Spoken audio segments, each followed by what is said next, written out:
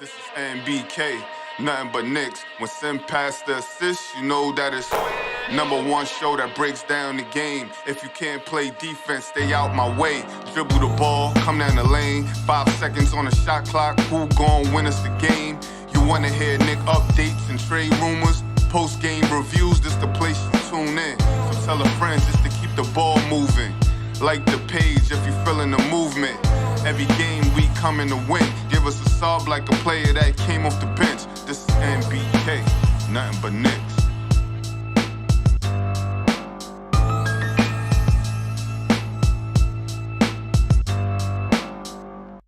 Knicks family, what's poppin'? It's your boy. Ladies and gentlemen, the New York Knicks are in Charlotte to take on the Hornets to try to get back on the winning track. The New York Knicks are 7-5. The Charlotte Hornets are 6-7. But I think this is going to be an interesting game. These guys got scores all over the board. Their entire starting five is averaging double digits, I believe. I don't know, maybe not Mason Plumlee. But we're going to talk about it, ladies and gentlemen. We're going to get into it. This is the Game Day pregame show. For all of your updated sports content and betting odds, make sure you check out the Game Day. The link is in the description of this video. You can also check them out on YouTube. That link is in the description of the video. Make sure you subscribe to the channel. Check out their content on YouTube, ladies and gentlemen. The Game Day. Make sure you go check them out. We got some people here in the chat. We're going to get busy. We'll have some people joining us a little bit later on as we talk about tonight's game. Let's go ahead and get this thing going. Andy, what's popping with you, man? How you feeling? Yo, what up, Sim? What up, Steph? What up, Nate? Listen, I'm kind of happy that this game will be a Friday game. I'm probably gonna watch it live, so that's a thing that I probably will enjoy. I hope that the Knicks are gonna get a W because I'm going out tomorrow, so I hope I'm gonna be celebrating outside. So let's get this, this W, Knicks. Yeah, let's get it. And Josh is going to be, he's going to be at with the Freezy, games. Divine. Freezy, Divine, yeah. And the family's going to be there. Steph? Salute to you, Sam, Andy, the chat. We need this win because we don't play Saturday. We don't play Sunday. So if we lose, we got to hold on to that energy all the way until Monday night. Yeah. Okay. So I'm hoping we're back on track today. Defense, I'm not sure how much we're going to be able to do about that, but we got to hit some shots today. We got to hit some shots today because they're not really a good defensive team. Right? They're down towards the bottom of the league in defense, just like us at this moment. But they can score the basketball. And like I said, they got scores all over the board. And I'm interested to see how you guys feel about the matchups. Right? So when I bring the starting lineups up, it's not going to be the matchups that I think are going to face off. I'm going to discuss those matchups a little bit later. All right. And some key matchups because I just don't think, it's going to be point guard and point guard, shooting guard and shooting guard. I don't think it's going to work that way against this team. You know what I mean? So let's go ahead and let's check out the injury report. And then we'll start to get into some of the lineups.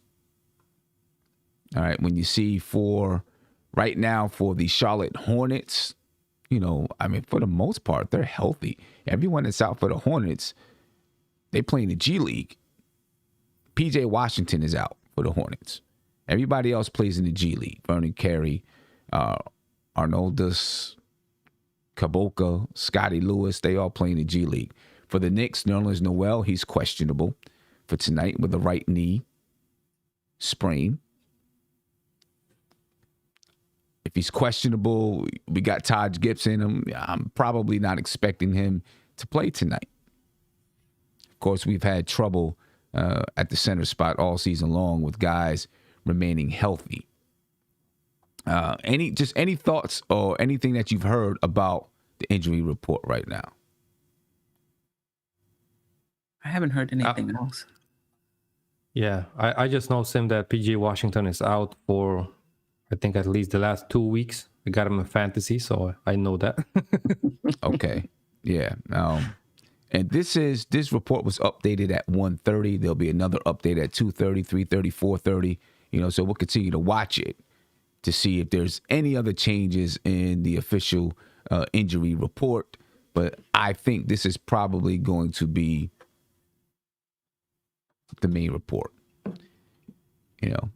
Before we get to the lineups, I think I want to switch it up a little bit and look at the team comparison statistics, stat-wise, and then we'll start getting into some of those lineups because I think we'll have some interesting discussions there. Looking at the comparison between the two teams, and, one thing that is really interesting to me with these two teams is the three-point shooting, right? Because the Knicks, they allow teams to shoot like 41 threes per game. The Hornets shoot a lot of threes, and it scares me a little bit because this could end up being a recipe for disaster. They got guys that can knock down a three-point shot. LaMelo Ball, he was a guy that coming into the league, people, he probably can't shoot the three, but that's not true this season so far. But the Hornets are averaging 114.5 points per game. The Knicks are averaging 110.8.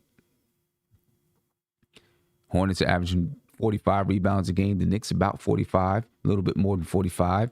They average 26.2 assists, the Hornets do. The Knicks are 22.3. We talked about it yesterday on the shoot-around as far as, the Knicks and their assists and why through 12 games, they're still only averaging 22 assists per game.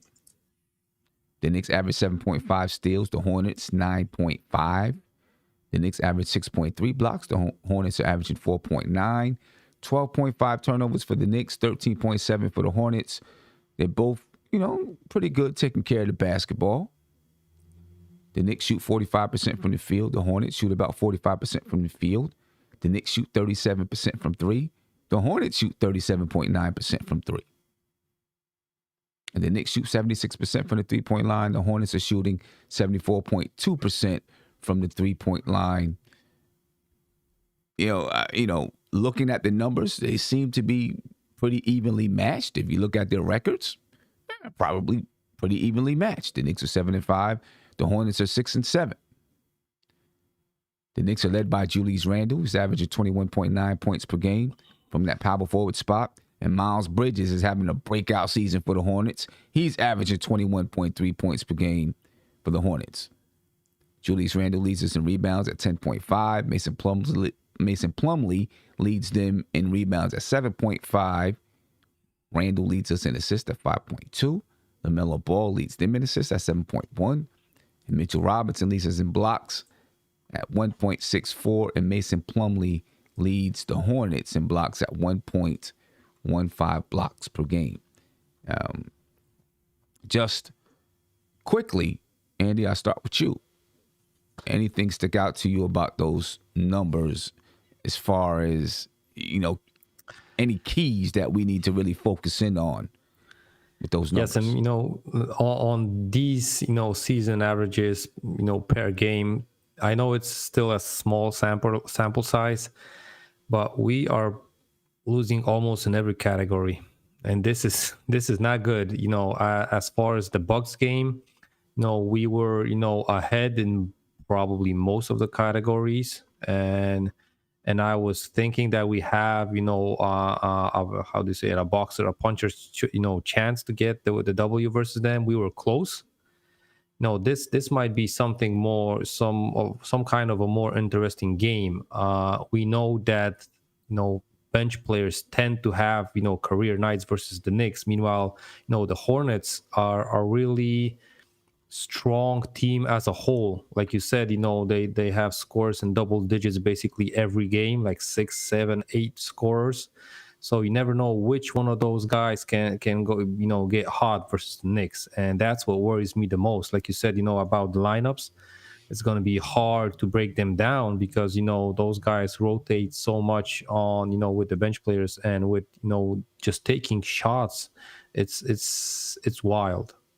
Yeah, I agree. They have a lot of guys that can score the basketball, and we're going to have to work. We're going to have to be, our rotations are going to have to be sharp. Our communication is going to have to be sharp on the defensive side. This could be a tough one. Steph? I agree with that. What stands out to me is the 3-point shooting. Our 3-point shooting defense has not been great at all, and they can shoot the three. Oubre is wildly, and I mean wildly, inconsistent. He'll play 4 points, 8 points. I think the last game he had 37.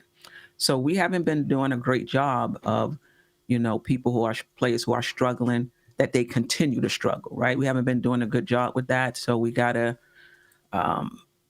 play good enough defense and not let all of them get off. Terry Rozier, LaMelo Ball is shooting better. Like you said, Sam coming out of college. I mean, not college where he played overseas. We weren't expecting this from them. So our 3-point shooting defense has to be on point today. Yeah. This is going to be and that's been our Achilles heel, right? The 3-point shooting defense. That's really been our Achilles heel. I think we're allowing teams to make 37% of their 3-point shots. And that's bad, especially when teams are attempting 41 shots per game against us. You know what I'm saying? So that's tough. That's tough. We're going to have to be on our game defensively against their 3-point shooting. You know what I mean? Yeah. We got a couple guys here, ladies and gentlemen. Let's get a couple guys in here. All right. Now, I'm going to ask everybody to, make sure we're waiting our turn to speak. We don't want no talking over top of each other. All right. We want to keep it civil out here. Okay. So, make sure that we're, staying on it. Nate, what's popping, man? How you doing, guys? Can Those you hear me? headphones. Yeah, we can hear you. We can hear you. What's Okay. popping besides those headphones? Right. What's popping besides them headphones, man? What's going on, man? What's up? So I was kind of listening to what you guys were saying about the Knicks 3-point defense last year. Honestly, for me, I think last year we played the same kind of defense we played this year because Tibbs even said himself that he wanted to protect the paint. And so last year, when I watched Knicks games, we gave a lot of wide open 3-pointers to teams. They just didn't make them. This year, it seems like they are making them at a higher rate, and we're still protecting the paint. So for me, it's more of a scheme issue. Do you change your philosophy and go more on the perimeter because this is a perimeter game now, more so than protecting the paint as much because you do have rim protectors? Maybe put more emphasis on the 3-point line because, the thing is that with the Knicks, if you're going to give up a lot of 3-pointers, you sure as heck better be making a lot of 3-pointers because it's a give or take, and that's the best way to lose a game is if you give up so many threes and you don't take enough threes and make them, then you're more likely going to come up with the losing end in a game. I think with last year, part of the reason why the Knicks were able to hold teams, to like 33% shooting from the 3-point line is the defense was more aggressive. And while it did look like there were a lot of times when players were open from the 3-point line, and it was, but there were more times when the Knicks were running guys off the line, when they were closing out aggressively to that 3-point line, right? And so guys would have to rush that shot a little bit. That's fair. And so it made them shoot a worse percentage. This year, we don't have that same aggressive defense. When you have to work hard to get a shot, now when you do get that shot, your body's a little bit weary. You know what I mean? This year, teams aren't working as hard to get those open shots. So I think that makes a big difference. We'll see if anything changes. I don't think we have the personnel for it to change. And it's evident. Last year, Mitchell Robinson averaged, I don't know, maybe he averaged about the same blocks per game. I have a feeling he's going to average 2 to 3 blocks per game this year. Last year, he was averaging 1 point, whatever. Nerlens Noel was close to 2. I have a feeling both of them may be close to averaging 2 blocks per game because we're letting so many more players get into the paint. You know, Mark, what's going on, man? What's going on, bro? I'm good. How you feeling? I'm all right, man. Just team is just inconsistent.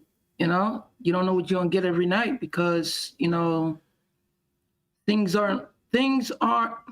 From what I saw from the beginning, it stopped. Everything stopped.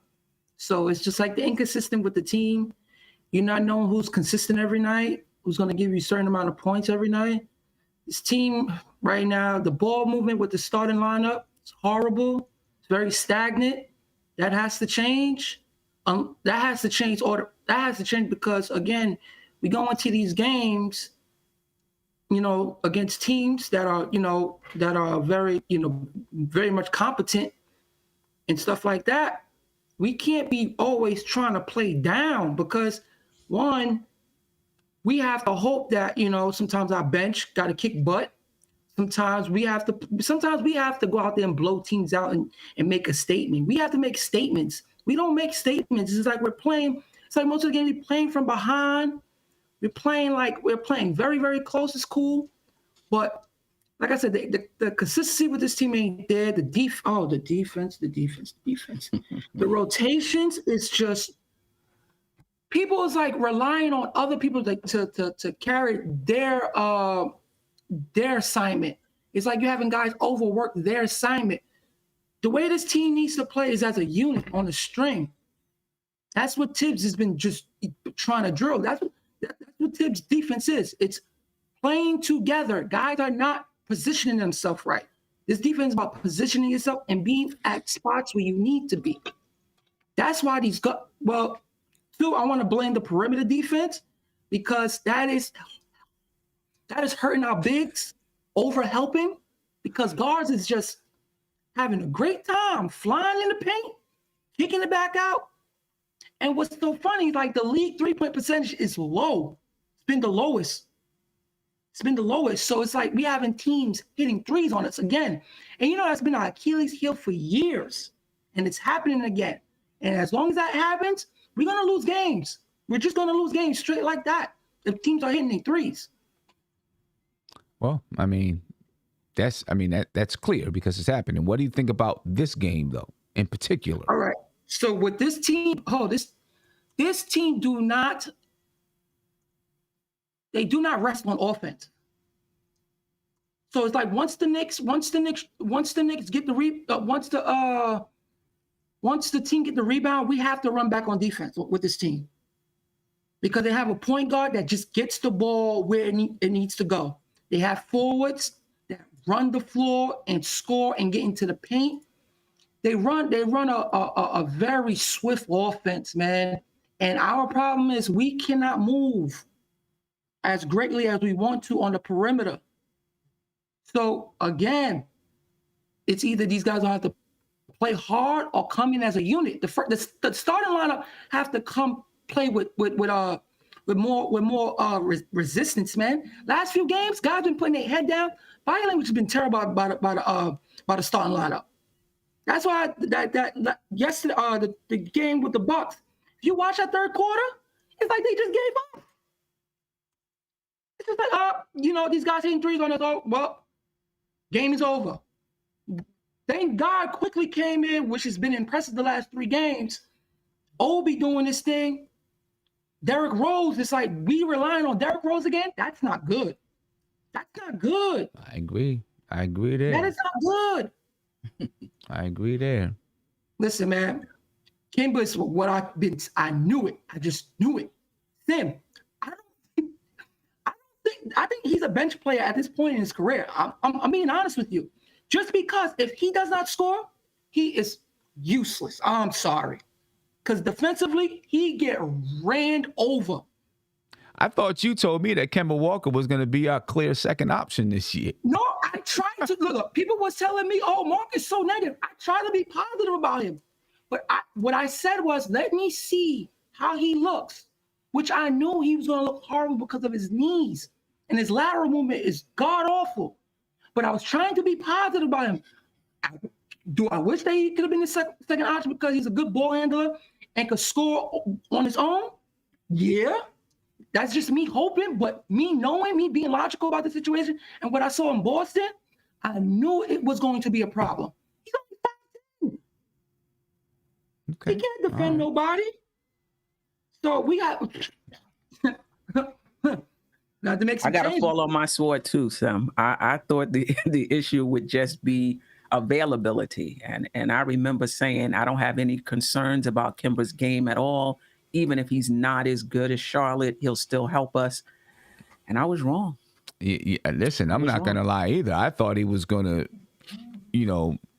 barring health, be not the same Charlotte Kemba, but good. Get to the basket. Right. You know what I'm saying? Be able to attack the rim. Put pressure on the opposing teams. I thought he was going to be able to do that too. Sam, he can't get separation. He can't get separation. I know. Hey, Sam, can I ask you a question? Yeah, go ahead. So I posted this in one of our text chats last night, and I asked Viv, and Viv, he thinks it's the players, but I asked about the inconsistencies on offense. Is it more of the players' effort, or is it lack of creativity on Tibbs' end on the offense to get players in right positions and to help them get out of these slumps? Well, here's the thing, and we talked about this yesterday on the shoot around. The Knicks are getting open shots all over the floor. They're getting them. Evan Fournier had open shot after open shot against the Bucks. You got to knock them down, right? Kemba's been getting that mid-range coming off the screen. Got to knock it down. Kemba's not going to get much at the basket anymore. Anytime he goes to the basket now, he either gets blocked or he's throwing up something crazy or he's trying to kick it out across the floor and he gets stolen. So I'm not expecting Kemba to score at the basket, which, like I said earlier in the season, what he was, he had a couple of games where he was hot. I didn't think it was going to be sustainable because he can't get to the basket. If you ask Tibbs, he's going to tell you, these guys are getting open shots. You got to hit them. You know what I mean? So let's get to the starting lineups, because I'm going to show you the starting lineups, and the starting lineups that I'm going to bring across are not exactly the defensive assignments that I think are going to take place. Okay? So let's get to the starting lineups. You got, for the Knicks, Kemba Walker, Evan Fournier, R.J. Barrett, Julius Randle, and Mitchell Robinson. For the Hornets, you got LaMelo Ball, Terry Rozier, Gordon Hayward, Miles Bridges, and Mason Plumlee. Those are your starting lineups right there. All right? Now, I think the defensive assignments are going to be different. So what I did is I have a slide, and you're going to see point guard, shooting guard, small forward, power forward, etc. You're going to see those things on the slide, but this is more about defensive assignments and who I believe Tom Thibodeau will have guarding the opposing player. All right, because clearly with the with the size of Kemba, you're not going to have him guarding LaMelo Ball, right? So here are my defensive assignments. I have Kemba Walker guarding Terry Rozier. All right, Terry Rozier is 6'1", Kemba Walker's 6 foot. I have Evan Fournier guarding Gordon Hayward. R.J. Barrett guarding LaMelo Ball. And then Julius Randle, Miles Bridges, and Mitchell Robinson, and Mason Plumlee. Any thoughts about those defensive assignments there? Andy, I'll start with you, Andy. I'll start with you. Yes, listen, we don't match up 1-to-1 to these guys really well because, RJ, I don't think RJ or any of our defenders can stand in front of LaMelo Ball. Right. I'm not gonna lie. He can attack you, and I don't think we have a defender on this whole roster, that can stop him. The rest is I agree with your matchups, and I think in some of these matchups we have advantages. But listen, the most disadvantage we're gonna have versus LaMelo Ball definitely, and I'm also curious about the situation with Bridges and Randle. Miles Bridges can stretch the floor, and I think Randall, isn't the best one to guard these guys on the perimeter as far as off ball goes. And Miles Bridges can pump fake him and just go to the hoop and dunk on him. So I'm really worried about these matchups. Yeah, so am I. I'm worried about these matchups as well because, like Gordon Hayward, he's so smooth. He's smooth. Oh. He comes off screens. We're going to show some numbers in a little bit. And this guy can just shoot the lights out of the basketball. He's just an efficient basketball player. You know what I mean? He lit us up the first time we played Charlotte last season. I forgot what he scored, 30 whatever points, but he was lighting us up. Backdoor cuts, coming off screens, knocking down threes, forays to the basket. He just lit us up, and he's an equalizer. I don't want him to do it again. But Steph, any thoughts about these defensive assignments here? I think the way you have them is probably the way I would do them as well to give us the best chance, but I still think we're at a disadvantage at a few of these positions. A lot of these guys numbers are down because they got so many scoring options. But on any given night, Terry Rozier, Gordon Hayward, LaMelo Ball, on any given night, these guys can score 20 plus points. Right. And I think the word, Mark, you might have been looking for was resistance. There is no defensive. No, I said that. You said resistance. Well, I said it, yeah. No defensive resistance. No. So Terry Rozier, to him, it may seem like he's not even being guarded because there's no resistance. You know what I mean? I like Barrett against LaMelo. I don't think LaMelo is very fast, but he's crafty. He knows how to get in.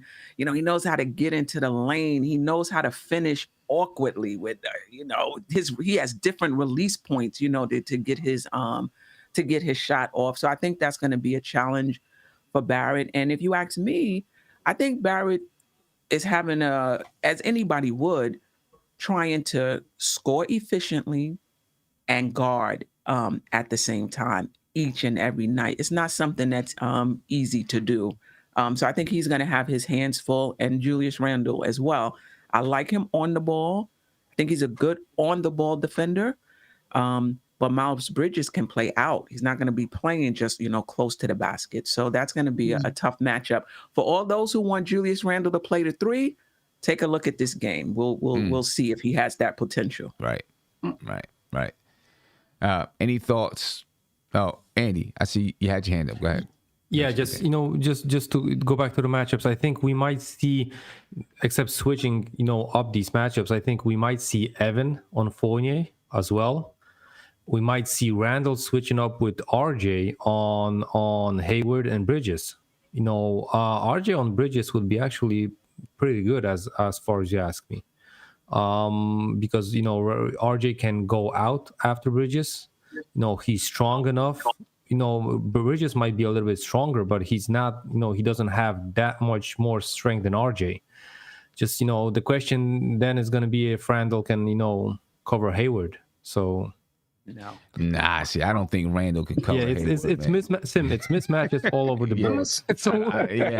I can't see. I'm just I cannot throwing see, it out there. Yeah, I cannot see Randall trailing and chasing Gordon Hayward around screens and stuff, man. I can't see it. We'd be in trouble. I would say this, Sam.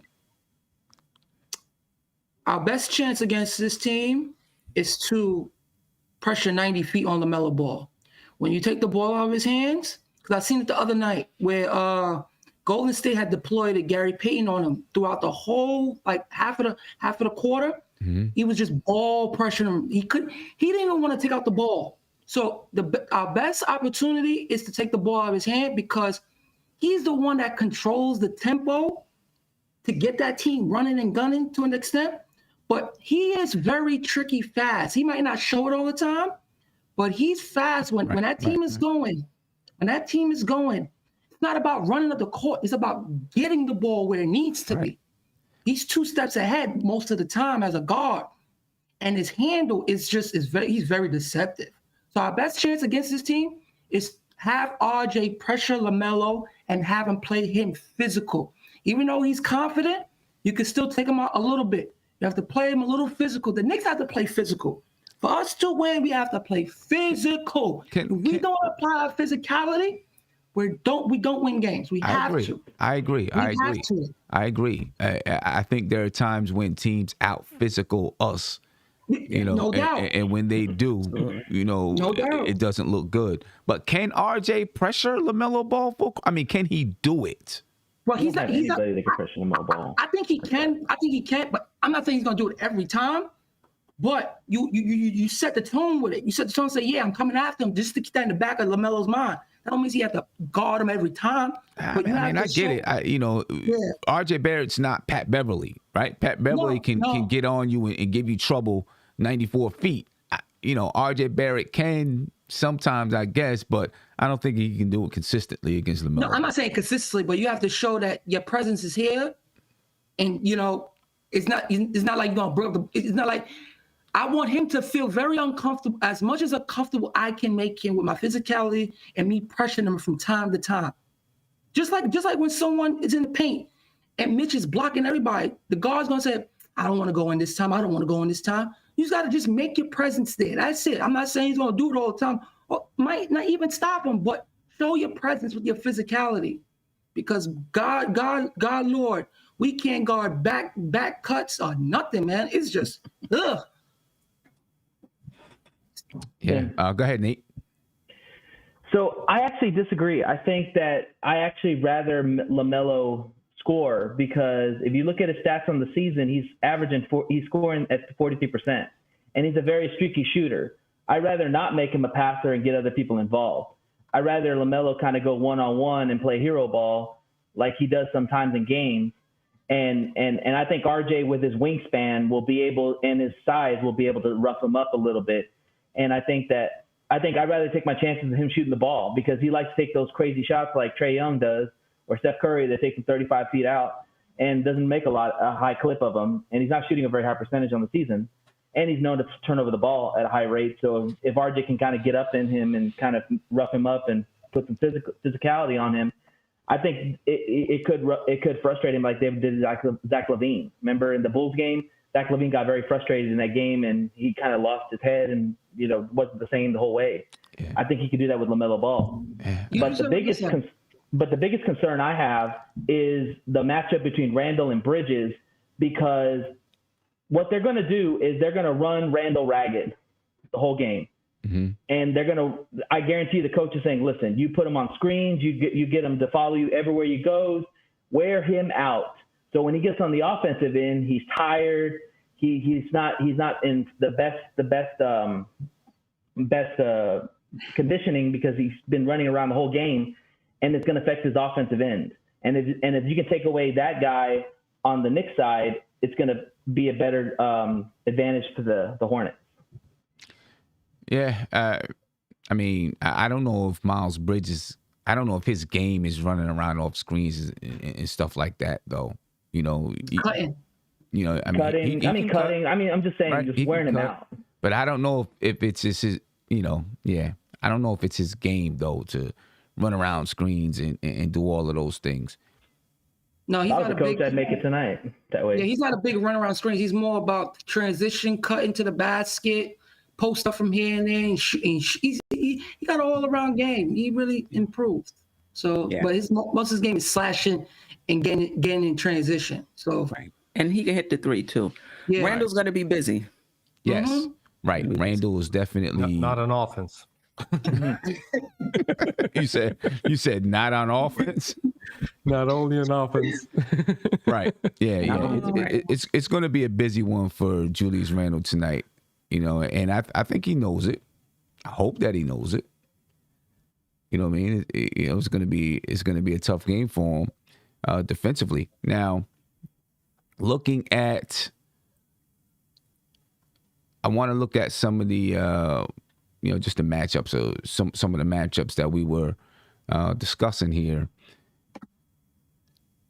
in talking about LaMelo Ball, RJ Barrett, et cetera, et cetera. Now, when you look at the numbers for the season, RJ Barrett right now, he's averaging 16.9 points per game, 5.7 rebounds, 2.5 assists. He's shooting 43% from the field. He's shooting, I think he's shooting 34.7% from the 3-point line, not 44.7. He's shooting 34.7% from the 3-point line and 71.8% from the free throw line. LaMelo Ball is averaging 19.8 points per game, 5 rebounds, 7 assists. Yes, he is shooting 43% from the field, but he's also shooting 39.8% from the 3-point line. He's a knockdown shooter, man. And he's shooting 93.3% from the free throw line. You know, so yeah.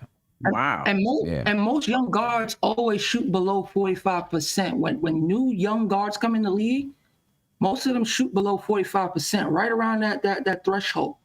But he's a good shooter. It's not like he can knock down shots. It's not like how people thought of him coming in from Australia. No, he can shoot the ball. So you still have to be wary with him because he's very, very, very crafty with the ball. Very confident. He's a tough cover. Very confident. He's a tough cover. And this is the reason why it's going to be tough for RJ Barrett. But I can't see anybody else on the team besides RJ Barrett guarding him. You know, when I was thinking about these lineups or these matchups, you know, I thought about I mean, we already know Deuce is probably not getting in the game, so I'm not even going to bring that up. But I thought about Evan Fournier guarding him, and I was like, no, that's not going to work. No, God. Right? Evan Fournier is not going to be able to, you know, do anything with him. You know, obviously, Kemba Walker can't guard him. So really, your only option is RJ Barrett. Right. That's why I said we got to play pressure basketball with this team. That's the only way that we could send a message and physicality. Other than that, man, it's just like if we let them taste any type of fast break, man, it won't be good for us because we're gonna have to find out how to play our style within what they're doing already. Mm-hmm. And they have very high IQ players, and that is the thing too, Sim.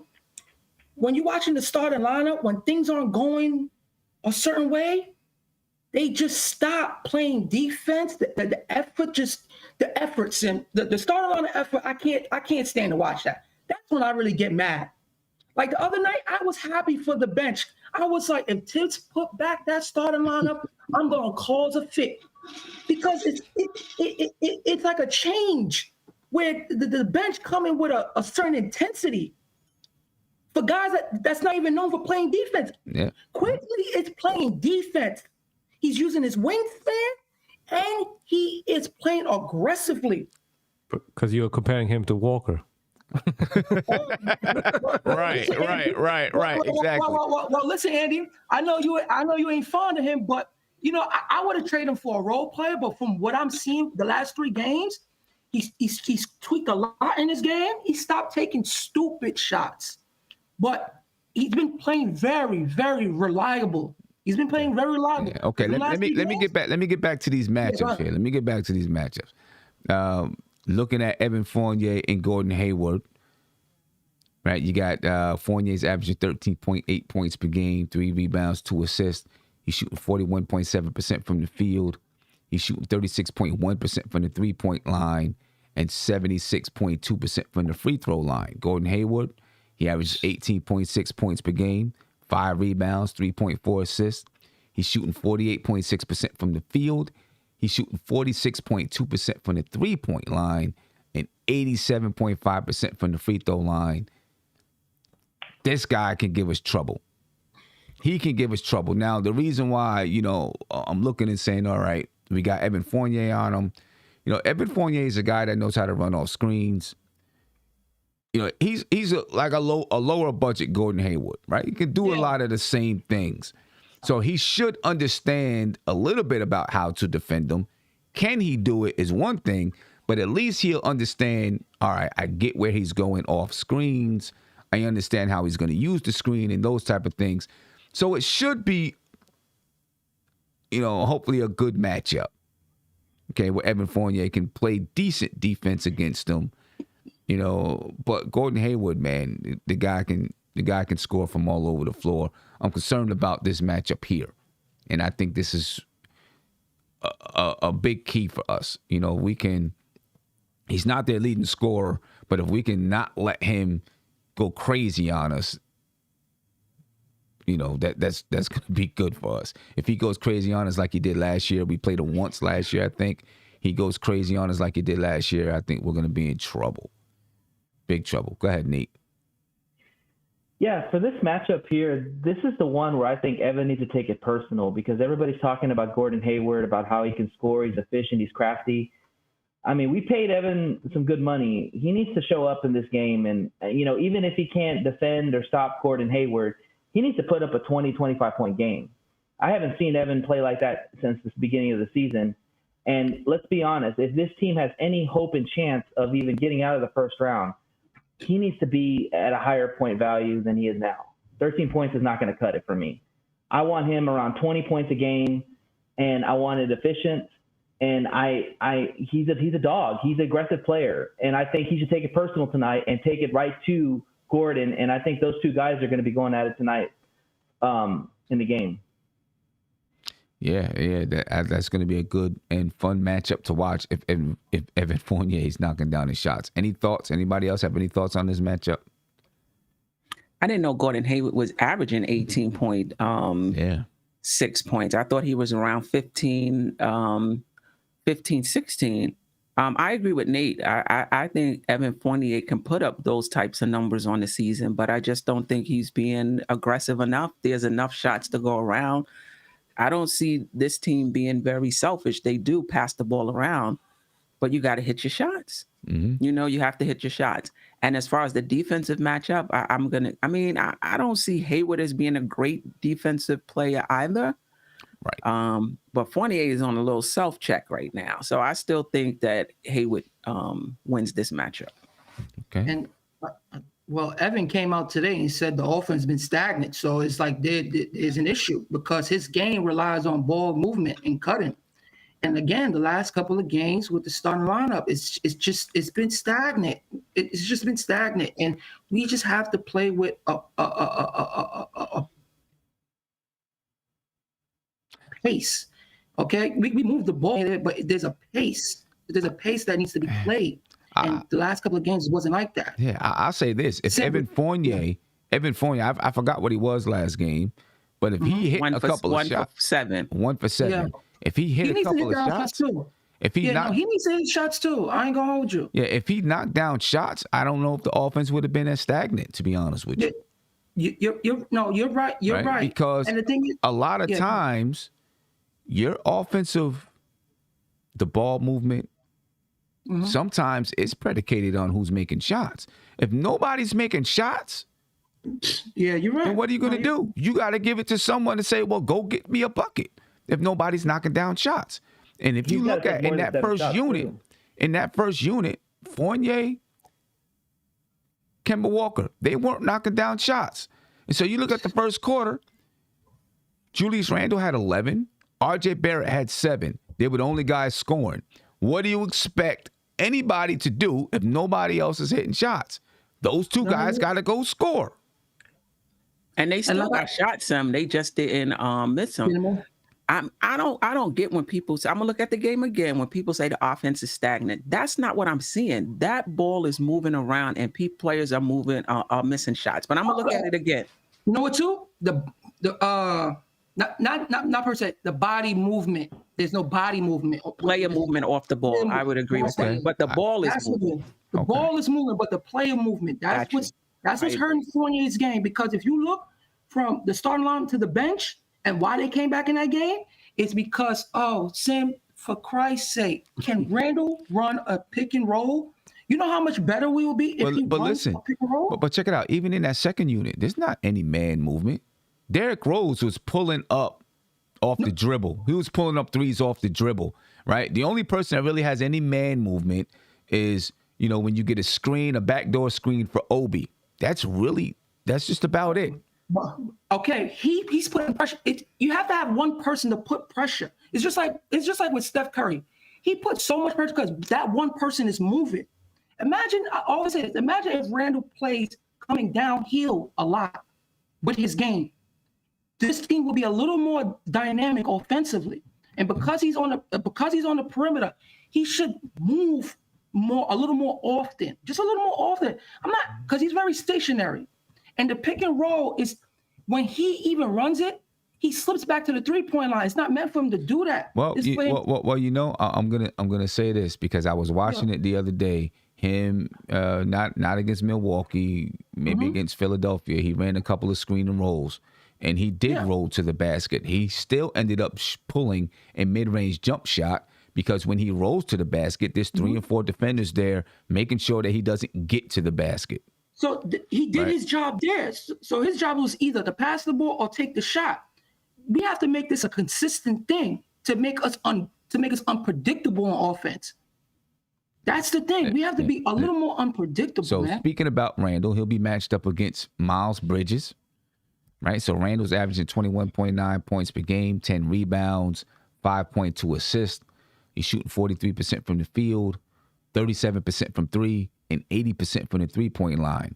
Miles Bridges, he's averaging 21.3 points per game, 7.5 rebounds, 3.5 assists. He's shooting 43.8% from the field and 34.4% from the 3-point line, and he's shooting 78% from the free throw line.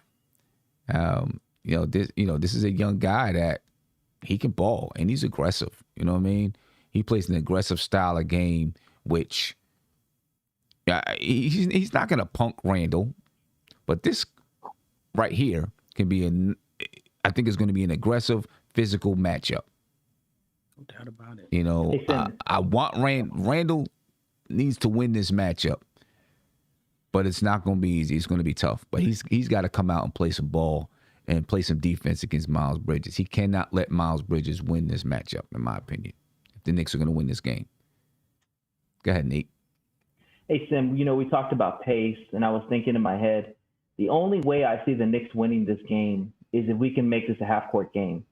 Because you got a team like Charlotte who likes to run, has a guy like LaMelo, Bridges who likes to go out there and run and oop and all that stuff. If we can make him a half-court team, I think that favors us because they really don't have players that play well in the half-court. Maybe Gordon Hayward to some extent, but a lot of these guys thrive off pace and going fast. And if we can slow them down and get them in a half-court set, I think we have an advantage because we have guys like Julius, we have guys like RJ, even guys like Kemba who sometimes can thrive in the half court, coming off screens and shooting those threes. But with the Hornets seem that they're one of those teams that like to run, and they get their points off running. And so when you have a running team, the best way to slow them down is get them in a half court game and then really see what kind of offense they're going to come out with. And the Knicks defense is really good in the half court, preferably better than the transition. I don't want to see the Knicks having to chase the whole time. You want to get them in a half court set and let them thrive. So for me, that's what it's going to come down to. If the Hornets run and we're chasing them around, we're probably going to lose the game. If we can get them in the half court set, I think you can get the ball into Julius, you can get the ball into Randall, you can get the ball with Kemba, Fournier, and these players can take advantage of their matchups in the half court set. Yeah. All right. We'll see. I don't know if, we may be able to slow down. I don't know if we're going to be able to slow them down. It's going to be hard.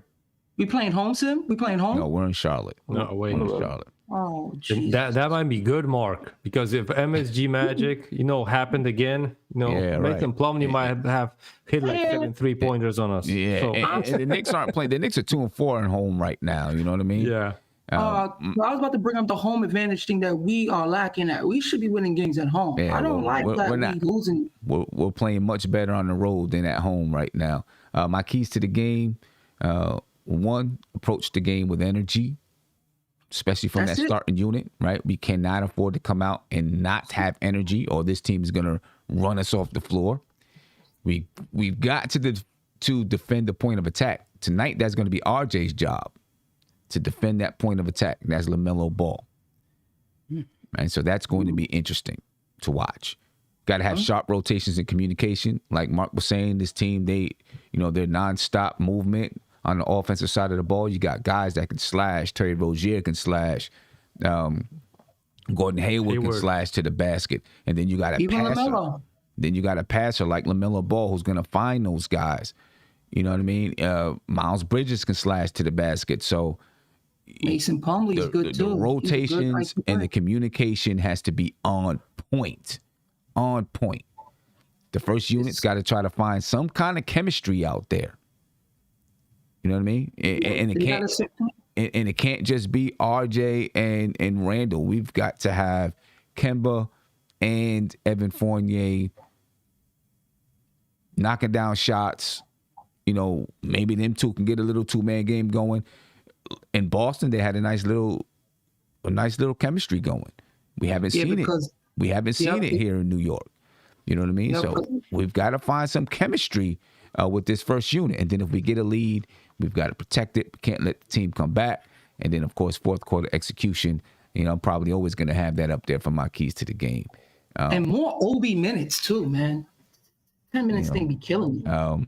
Andy, any thoughts or keys that you have to this game? Yes, and except those that you said. Listen, if we by any chance lose the rebounding battle, this game is going to be terrible. It's going to be like 20% off. Because if they by any chance miss those shots that we're going to give them, we have to rebound the ball. If they win the second chance points and the rebounding battle, man, I might quit, watching them after the third quarter. This is going to be terrible. So I hope they win at least the rebounding battle, and that's going to mean that they hustled at least in this game. Right. And, if we lose by a couple of points, but we played a good game and had the effort on the court, I still might have a good weekend. Yeah. I hear you. Come on, man. It's Friday basketball, man. Come on, man. Yeah, Friday night Knicks. Come on, man. Steph, any thoughts or keys that you'd like to point out? You know what? Defender point of attack is one that should be up there, could be up there every game as well. I just don't think we have the personnel to do it. I think that that's going to be an issue for us every single game. So yeah, I mean, you letting LaMelo Ball, you letting Rozier get into the lane is going to be a tough night for us. And I also agree with Andy about second chance points. Yeah, because we gave up a lot of second chance points to Milwaukee. It was 20. I forgot what the exact number was. It was like 26, I think. Yeah. 26 threes. 26 threes, but we gave up like 20 or 22 second chance points. They had 13 offensive rebounds against this versus Milwaukee. We've got to do better. We got to do better. Can I say one thing about the Randall Miles Bridges matchup? I don't need Randall to take this matchup personally. There's nothing that he needs to prove against Bridges, and I need him to move the ball. A lot of times he get into these one-on-one battles. A lot of times with somebody like Bridges, he's trying to back him down. He's spending so much energy trying to back him down, and you can't. So I just need you to move faster and make make his decisions. Yeah, make a quick decision. Exactly. Yeah. Nate? So for me, it just really comes down to three things. First off, pace. Try to slow that pace down. Be physical with them. Get them in a half-court set. I think the Knicks' advantage is in half court. With LaMelo Ball, RJ needs to be physical with him and try to get him to play hero ball. Let him take those 35-foot jump shots and with a hand in his face, and let's see if he makes them. If he makes them, so what? Shake his hand. And it is what it is. But I just rather take LaMelo shooting over him getting others involved. And then the third thing for me is get the others involved for our team. The Burks, the Fourniers, the Kemba Walkers, the Mitch Robinsons, the other guys, the Obies. This is going to have to be a full team effort to win. We can't just rely on Barrett and Randall to carry this team, like they have been so far. We need others to step up to win this game. Yeah, I agree with you. I mean, the bench, they played against Milwaukee. They had 68 points against Milwaukee. The bench been carrying us. Yeah, the bench has been carrying us. We need the starters to get something going. Mark? I'm going to say this. Just intensity. Play smart. Because when certain players on our team get a little emotional, they get shut out very easily. And like I said, try to just get the ball out LaMelo hands as much as you can, and let the other ball handlers handle the ball. I just don't want this kid to get off because the confidence in him is just different from a second-year guard. And when he gets rolling, he know he's that good. So get the ball, intensity, and and play with more emotion, man. I just hate watching games where guys just, well, they scored 10 threes on us.